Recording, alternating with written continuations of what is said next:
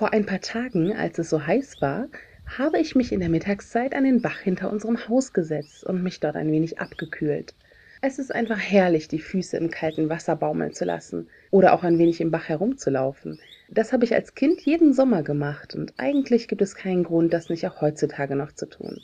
Als ich so am Ufer saß und in die plätschernden Wellen schaute, entdeckte ich zwischen den glatten, braunen Steinen einen kleinen Fisch. Dieser Fisch ist ziemlich gut getarnt und wenn man nicht weiß, dass er dort irgendwo am Grund ist, dann übersieht man ihn sehr leicht. Die Tarnung ist wichtig, denn er kann nicht gut schwimmen, was blöd ist als Fisch. Als Kinder haben wir diesen Fisch manchmal gefangen und uns aus der Nähe angeschaut. Natürlich haben wir ihn danach wieder freigelassen. Und höchstwahrscheinlich war das jetzt nicht derselbe Fisch wie damals, sondern sein Ururenkel. Ich muss gestehen, all die Jahre wusste ich nicht, wie diese Fischart heißt. Wir haben uns damals einfach einen Fantasienamen ausgedacht.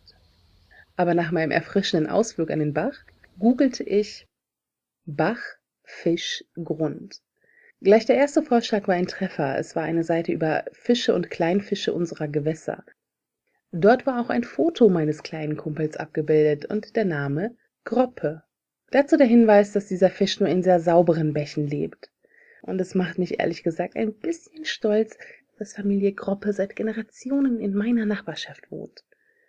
Bei Wikipedia habe ich einen Eintrag zu meinem neuen Lieblingsfisch gefunden. Der Artikel wurde zuletzt am 29. Juni 2017 bearbeitet und ich lese ihn nun vor.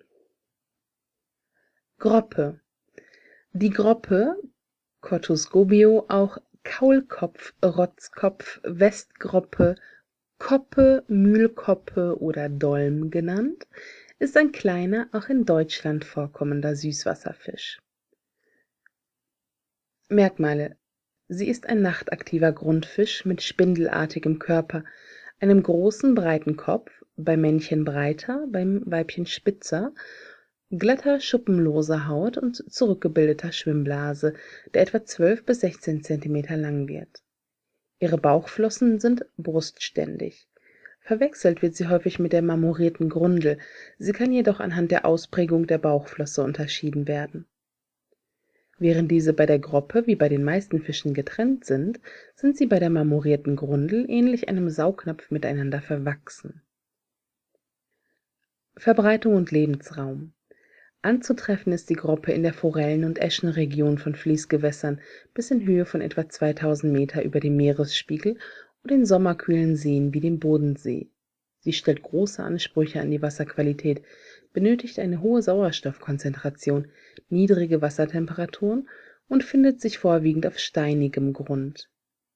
Weil Gewässerverbauung und Verschmutzung Populationen dieser Fischart gefährden können, ist die Groppe in den Anhang 2 der FFH-Richtlinie aufgenommen worden. Da die Groppe nur mäßig schwimmen kann, stellen selbst niedere Schwellen unüberwindbare Hindernisse dar. Lebensweise: Die Groppe ist eine schlechte Schwimmerin. Um Energie zu sparen, bewegt sie sich mit gespreizten Brustflossen meist nur ruckartig über den Boden. Auf steinigem Untergrund ist sie in Ruhestellung gut getarnt und hält sich tagsüber versteckt. Sie soll muskulär einen tiefen Ton erzeugen können. Ernährung: Die Groppe ernährt sich von kleinen Bodentieren wie zum Beispiel Insektenlarven und Bachflohkrebsen. Im Gegensatz zu Angaben in älterer Literatur sind Fischeier und Larven kein häufiger Bestandteil ihrer Nahrung. In der Aquaristik wird bisweilen der Verzehr von Kleinfischen (Modalieschen) beobachtet. Fortpflanzung: Was die Laichzeit anbelangt, gibt es große Unterschiede von Gewässer zu Gewässer. Meist fällt sie in den Zeitraum Februar bis Mai. Der Milchner, also das Männchen, baut eine Grube unter Steinen, in die der Rogner, das Weibchen, seine Eier ablegt.